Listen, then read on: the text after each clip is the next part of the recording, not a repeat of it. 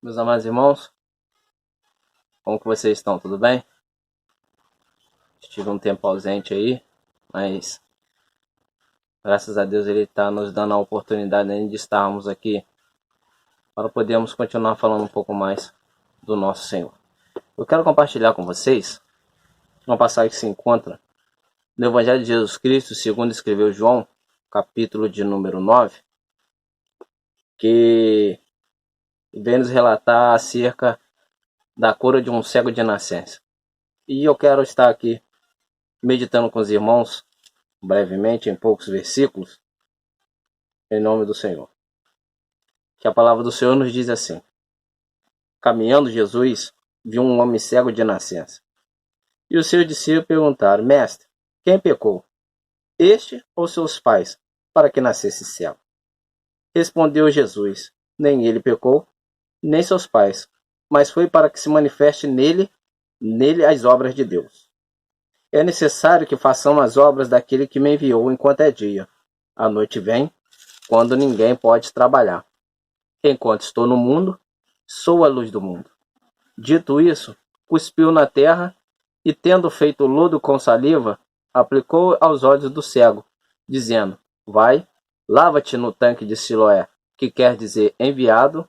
Ele foi, lavou-se e voltou vendo.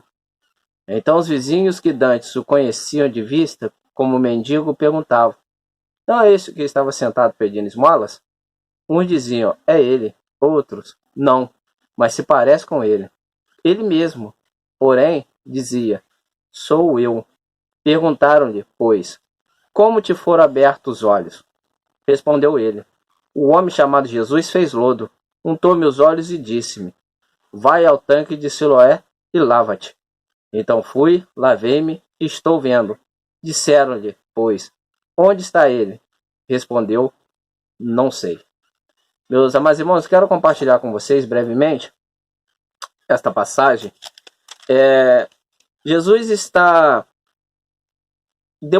mostrando para o povo, conversando com o povo, expressando qual era o seu real sentido naquele momento, naquela época, qual era a missão que ele estava ali a cumprir. E nós conseguimos observar que dentro desse contexto estava havendo muitas divisões de quem acreditava que ele era o enviado de Deus, se ele era, se ele não era, se ele era um profeta, se ele não era. E é interessante a gente observar que Jesus utiliza, de uma certa forma, esse estado desse homem para que neste homem seja manifesto a obra de Deus. Ou que, através da vida desse homem, as pessoas ao redor pudessem verdadeiramente entender que aquele que estava ali curando os enfermos, aquele que estava ali expulsando demônios, aquele que estava ali ensinando com autoridade, era o verdadeiro enviado de Deus. Mas eu quero compartilhar aqui, não entrando muito dentro desse contexto, que os versículos começam assim, ó: caminhando Jesus, viu um homem cego de nascença. Eu quero compartilhar aqui que é interessante a gente observar que em alguns outros relatos, Jesus quem via primeiro a pessoa. Jesus é quem observava primeiro a pessoa e depois aquela pessoa em que ele observava, havia uma manifestação do poder dele. É interessante a gente observar aqui que então Jesus está ensinando ao povo, está curando, está expulsando demônios, e muitas pessoas que estão ali ao redor enxergavam o que ele fazia, mas não entendiam, ou não estavam aprisionados em costumes, estavam aprisionados em ensinamentos distorcidos, e que não queria compreender que aquele ali verdadeiramente era um enviado de Deus, aquele a quem todo o Antigo Testamento estava apontando, direcionando, aquele a qual Isaías disse que da mulher nasceria um, me perdoe, e aquele que da mulher viria um que seria o Salvador do mundo, o príncipe da paz, e quando ele começa a fazer as maravilhas, as obras no meio do povo, ainda havia questionamentos de quem era Jesus. Quem realmente era Jesus? Alguns não acreditavam, mas esse aí nasceu na Galiléia. Ah, mas esse aí é filho de Maria, é filho de José. Não tem como esse aí ser um enviado de Deus, um filho de Deus, até mesmo que para eles era blasfêmia alguém falar que era filho de Deus. Então, mas Jesus está caminhando, está conversando, tentando mostrar para o povo quem ele era, e ele passa e vê um homem cego de nascença. Interessante que no versículo 2, os discípulos perguntam a Jesus: Mestre, quem pecou, este ou seus pais, para que nascesse cego? Estudiosos dizem, relatam que o povo, eles tinham essa questão pelos ensinamentos, que toda uma pessoa que nascesse com uma deformidade, se é que eu posso dizer assim, com uma má formação, ou seja cego, ou seja coxo, ou seja surdo, mudo, eles tinham em mente que isso que acontecia com essa pessoa era fruto do pecado ou da própria pessoa ou de seus antecedentes. Então eles entendiam que se uma pessoa nascesse cego, se uma pessoa nascesse coxa, aquilo era um castigo de Deus porque ele pecou contra Deus, ou os seus pais pecaram contra Deus. Até mesmo quando nós olhamos nos 10 mandamentos, em Êxodo capítulo 20, o versículo 5 da parte C, diz assim, que o Senhor visitaria a iniquidade dos pais nos filhos, da terceira até a quarta geração. Então o que eles entendiam? Que toda pessoa que nascesse com alguma má formação era fruto de pecado. E aqui os discípulos estão andando com Jesus, vendo o que Jesus está fazendo, e ainda pergunta: Mestre, quem pecou? Foi ele ou foi os seus pais? Aí Jesus, com toda a calma, com todo o amor, com toda afinco com aquilo que ele veio para fazer nesta terra, ele diz ao discípulo: nem ele pecou e nem seus pais. Porque é bem verdade que a gente tem facilidade de fazer pré-julgamentos sem conhecer a real causa na vida de alguém. Nós temos essa facilidade de fazer pré-julgamento. Mas aqui Jesus está falando com ele, nem ele e nem seus pais, mas para que manifeste nele as obras de Deus. Mas o que Jesus estava querendo, através desse homem, mostrar ali para o povo? É para que o povo para que o povo venha a crer que Jesus é um enviado de Deus. Jesus é aquele a quem eles estavam aguardando para vir restaurar o reino. Nós sabemos que eles pensavam que o novo reino seria estabelecido politicamente, que o povo viria e tiraria o povo da opressão do Império Romano. Mas eles não conseguiram compreender que Jesus veio para estabelecer um reino que é transcendente, não é um reino aqui na terra, é um reino transcendente. Mas Jesus fala: nem ele pecou nem seus filhos, nem ele pecou e nem seus pais, mas isso é para que manifeste nele as obras de Deus. E a obra é essa, que o povo pudesse, através desse homem, acreditar que ele realmente é um enviado de Deus. Mas eu quero compartilhar com vocês, fazendo a leitura do capítulo de número 6, no versículo 28, que diz assim, ó: dirigiram-se, pois, a ele, perguntando: que faremos para realizar as obras de Deus? Respondeu-lhe Jesus: a obra de Deus é esta, que creais naquele que por ele foi enviado. Então, as obras aqui, a primeira obra de Deus que ele quer manifestar na minha e na tua vida, é que venhamos crer que Jesus foi um enviado de Deus nessa terra. Ele veio para nos salvar, para nos redimir, para nos tirar, ou para tirar sobre nós a culpa eterna, para tirar de nós a condenação eterna. Então lhe disseram eles: que sinal fazes para que o vejamos e creamos em ti? Quais são os teus feitos? Então aqui eles estão interrogando: quais são os seus feitos? Para que possamos acreditar que tu és um enviado de Deus. E continua ainda, ó. Nossos pais comeram maná no deserto, como está escrito: deu-lhes a comer pão do céu. Eles conheciam que em um dado momento, quando o Senhor tira o povo do Egito e o povo começa a peregrinar no deserto, o Senhor manda o maná do céu para o povo comer. Então aqui estão falando: mas meus pais comeram o maná do céu. Os nossos pais comeram o maná do céu no deserto. Replicou-lhe Jesus: em verdade vos digo, não foi Moisés quem vos deu o pão do céu.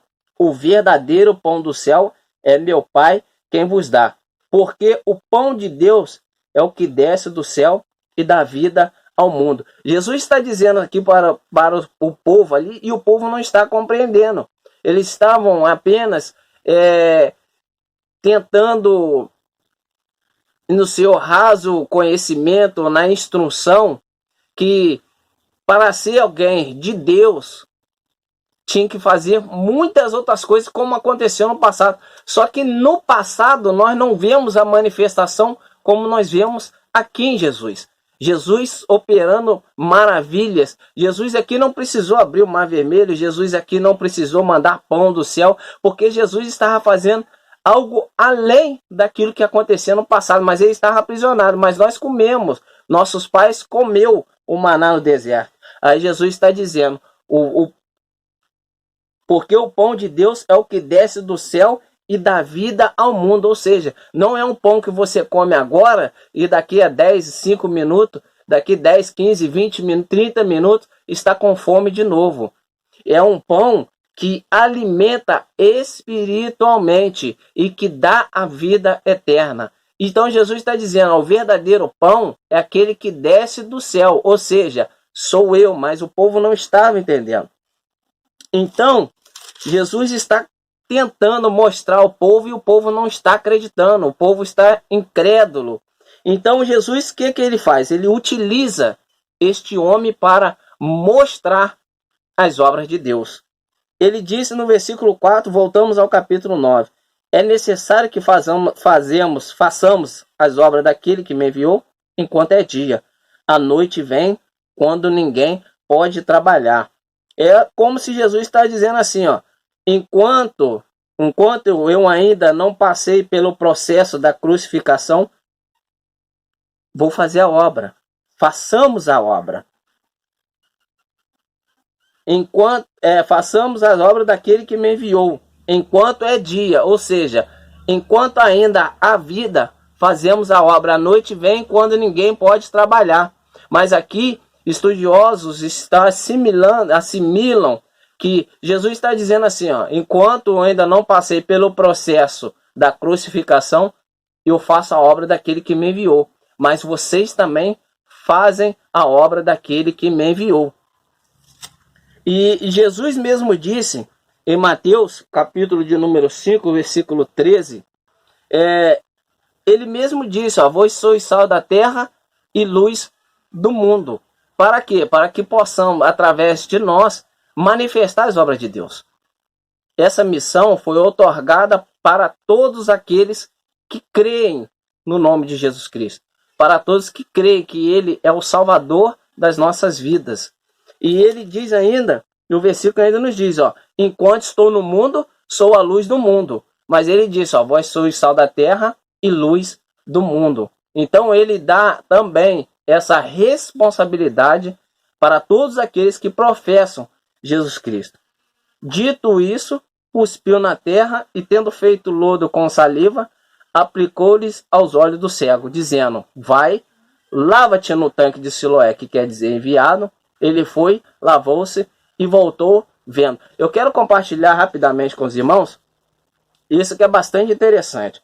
Porque diz assim, ó: dito isso, cuspiu na terra e, tendo feito lodo com a saliva, aplicou aos olhos do cego, dizendo: vai, lava-te no tanque de Siloé, que quer dizer enviado. Ele foi, lavou-se e voltou vendo.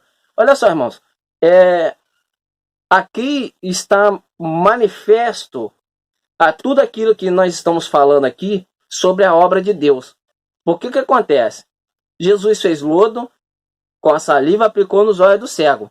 Mas ele diz, ó: vai e lava-te no tanque de Siloé, que quer dizer enviado. Ele foi, ó, observe, ele foi, lavou-se e voltou vendo. Mas olha que interessante. Jesus colocou o lodo nos olhos dele e falou: vai e lava no tanque de Siloé, que quer dizer enviado. Ele foi, lavou e voltou vendo. Mas Jesus não disse para ele assim, ó: vai que você vai enxergar. Vai que você vai voltar vendo. Jesus não disse isso.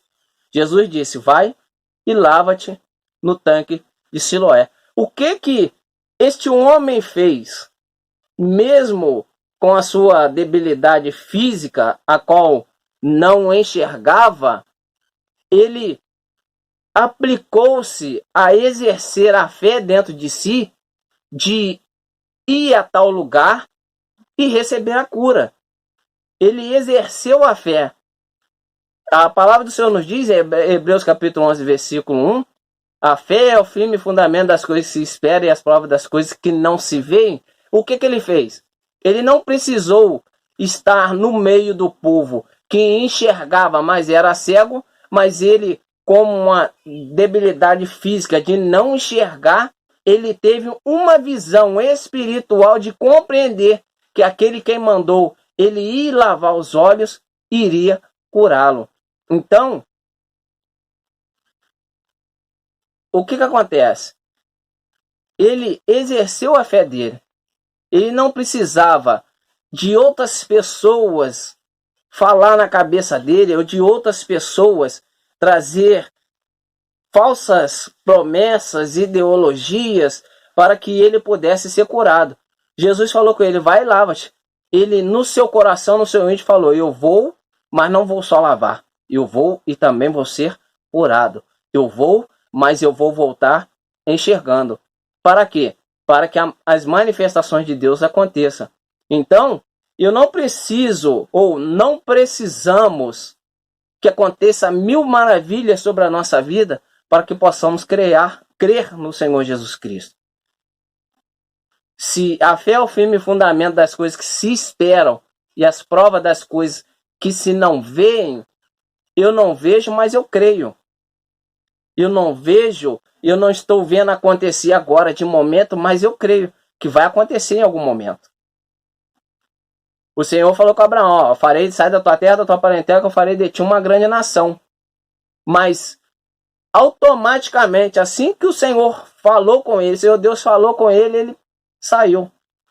Então, nós precisamos exercer essa fé para que possamos manifestar as obras de Deus. O próprio Senhor Jesus Cristo utilizou-se esse homem para mostrar as obras de Deus.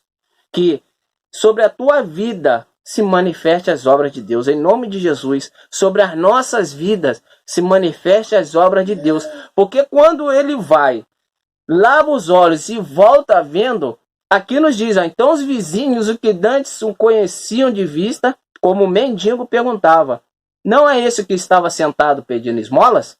Uns diziam: é ele. Outros: não, mas se parece com ele. Ele mesmo, porém, dizia: sou eu. Porque as pessoas não acreditavam. Não, peraí, esse homem nasceu cego, não pode ser ele. Esse homem nasceu cego, não tem como ser ele. Agora está andando e enxergando. Ele disse: não, sou eu. Observe, eu sou a obra de Deus. Eu sou as manifestações de Deus. Perguntaram-lhe, pois, como te foram abertos os olhos? Respondeu ele: o homem chamado Jesus fez lodo, untou-me os olhos e disse: vai ao tanque de Siloé e lava-te. Então fui, lavei-me e estou vendo. Disseram-lhe, pois, onde está ele? Respondeu, não sei. Então, olha só que interessante. O povo estava todo mundo reunido a Jesus, vendo as maravilhas, o que ele estava fazendo e não acreditando que ele era o enviado, não acreditando que ele era alguém da parte de Deus. Mas um homem que não o enxergava obedeceu à voz dele, foi e voltou curado e mesmo assim ainda não conhecia a Jesus. Ele disse, eu não sei, mas ele sabia que no fundo aquele era alguém enviado de Deus. Que nós possamos, através dessas poucas palavras, não quero estender muito o vídeo, mas que sobre a tua vida se manifeste a obra de Deus. Que sobre você se manifeste a obra de Deus. Que sobre a tua família se manifeste a obra de Deus. Mas para isso, você precisa exercer a sua fé. Eu preciso exercer minha fé. Jesus não disse para um homem, vai que você vai ficar curado. Jesus não disse, vai que você vai voltar vendo. Ele foi com a certeza de voltar transformado. Ele foi com a certeza de voltar diferente. Que nós possamos ter a certeza, ainda que o amanhã só pertence a Deus, mas que nós possamos ter na nossa mente que nós podemos a cada dia mais nos tornarmos diferentes para que as pessoas consigam enxergar as manifestações da obra de Deus. Que o Senhor abençoe a sua vida com essa pouca manifestação da palavra de Deus sobre a sua vida. Ainda haverá muitos para a glória de Deus, mas que você seja uma manifestação da obra de Deus, para que as pessoas vejam e vejam Deus sobre a tua vida. Que Deus te abençoe, em nome de Jesus. Se você gostou, deixa seu like, deixa o seu comentário, em nome de Jesus, e compartilhe, que eu tenho certeza que o Senhor continuará falando aos nossos corações. Deus te abençoe, em nome de Jesus.